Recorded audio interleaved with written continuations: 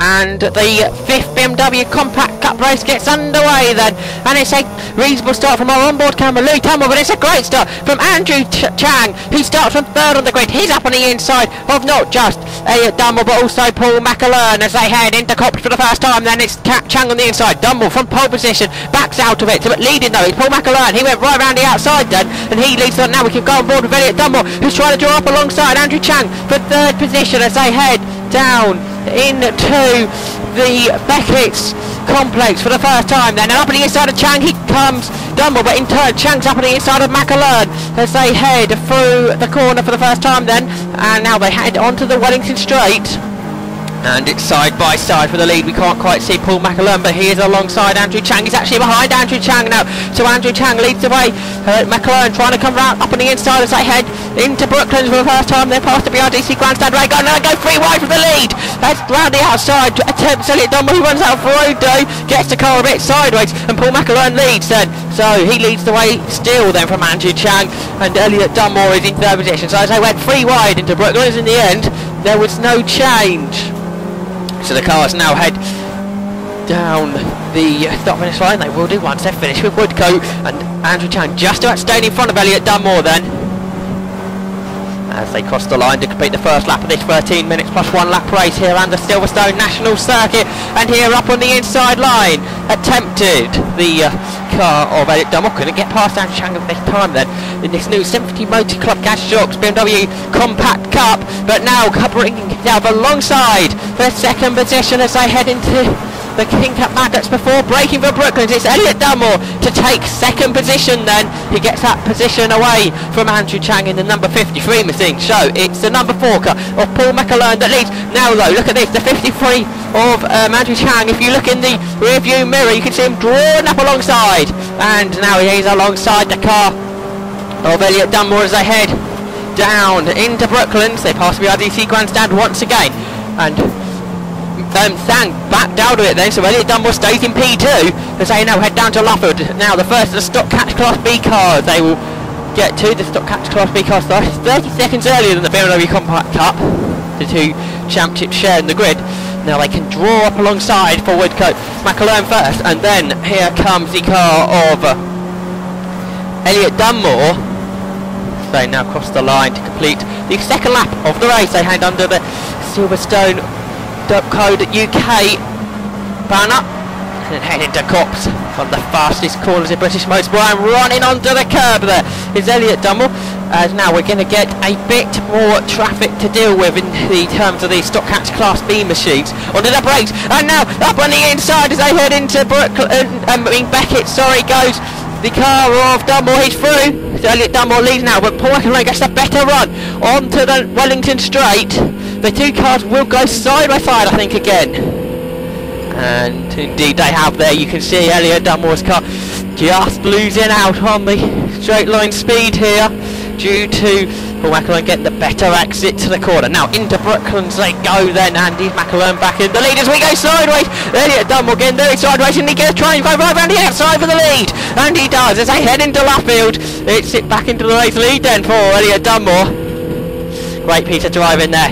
Sold it round the outside at Brooklands, and then into Luffield he got the position. So Paul McErlean is down to P2 once again as they go through Woodcote, and they cross the line to complete the 3rd lap of the race. And then they head down to Cops,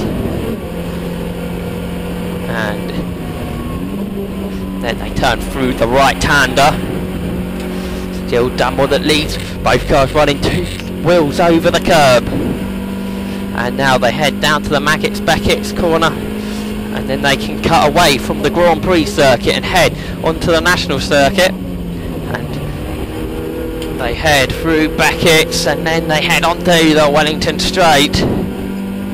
And the better run out the corner again for Paul McErlean. So that means he will have the better speed down the Wellington Straight, and he's in the slipstream as well. Now he pulls out. They're going to go side by side as they head down to Brooklands. Yes, on the inside line, Paul McErlean on the outside line. Elliot Dunmore breaks later for the corner, and he goes right round the outside then. So Dunmore again with a better speed through the corner. He keeps the position. Dunmore seems to be able to carry lots of speed through the corners, although not having so much speed in the exit of the corners, it does seem, because Paul McErlean, especially as they go out of Beckett's, Paul McErlean has the better speed down the Wellington Straight. They pass another of the stock catches in the slipstream again. It's Paul McErlean as they cross the line, and here he comes then, the inside line for Copse this time.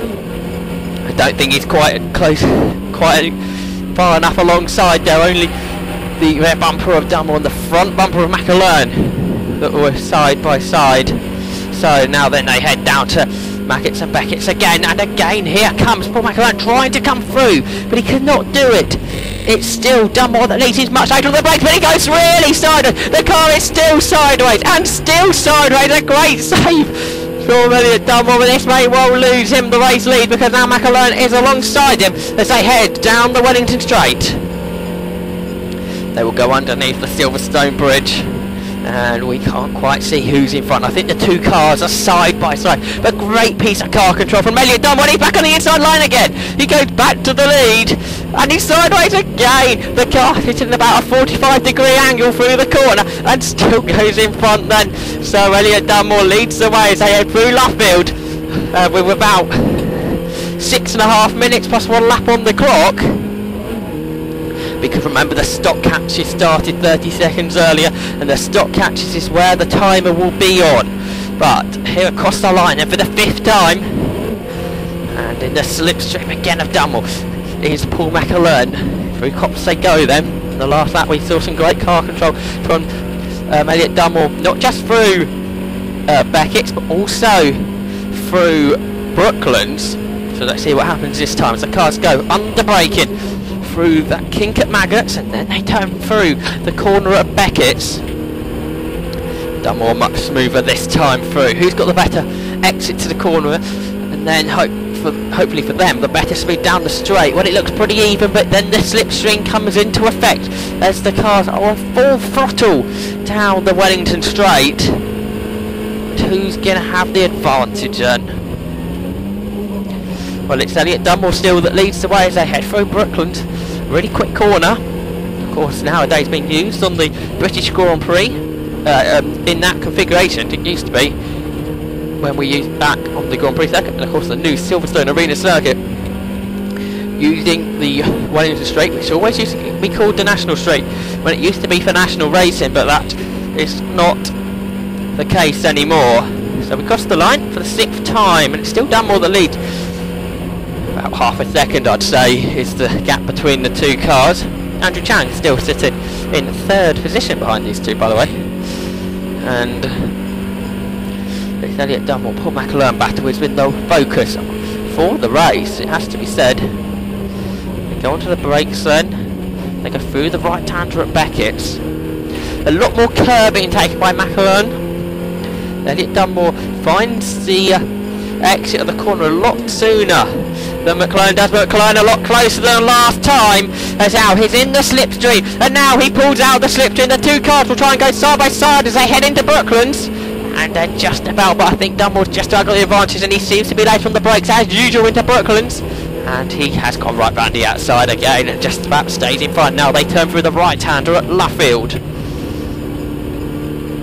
and the two cars head through there. Then they were past the mass of Silverstone grandstands, up of course for the British Grand Prix, amongst all the other big meetings we have here at Silverstone. Of course the World GT Championship, also the World Endurance Championship new for 2012, of course. The Intercontinental Cup will be here next month, but that will be changed to a World Championship next year. Through Copse then come the two leaders. Less than 4 minutes to go. 4 minutes plus 1 lap, of course. Through to Beckett's they go. We've got a couple of stock catches to pass this time. Now that may well pay into one of these drivers' advantages. We're not sure who though until it happens. I think the two stock catches are side by side as they head down the Wellington Straight, so this could be interesting for Elliot Dunmore. But when they get to Brooklands, well, they've gone line astern now, and up on the inside of both of them goes Elliot Dunmore. Now Paul McErlean, he may well have the more trickier passing conditions. Well, he's on the inside there, he's through. So, just about, he's still side by side with 1-0. This means he may well not be able to take the apex for Luffield. I think he's just about far enough in front there. It would take the apex there for Luffield. Yes, indeed he is. So he heads through the corner. And he is still in second position. So the cars head through Woodcote then. And across the line. Still Dunmore that has the lead. Now, we just have a look on board with the car of Louis Tunmore. He's been passed, I think, by Ed Cooper lapping him there. But of course, like I said, the Compact Cup cars did start 30 seconds down. Was about half a lap round this Silverstone National Circuit. So Louis Tunmore enjoying himself here in the new for 2011 BMW Compact Cup, hopefully to be expanding in 2012. Now we can ride back on board with Paul McErlean then, as he chases after Elliot Dunmore. Dunmore's had a safe gap of about half a second for the last few laps now. I think half a second is not that much. Well, it seems to be in the BMW Compact Cup. Great racing series, it has to be said. We're just about 8-9 cars been entering the races so far this year, but it has produced some of the best racing, it has to be said, on the UK circuits. Started off at Donington Park, it did in July, beginning of July, then the end of July at Snedden around the 200 circuit, and here now for the Silverstone National Circuit here in August, and they'll be off to Cadwell Park for the last 2 races of the year in a couple or a month and a half or so. And this race certainly showing just as good as the one at Snedden 4 weeks ago,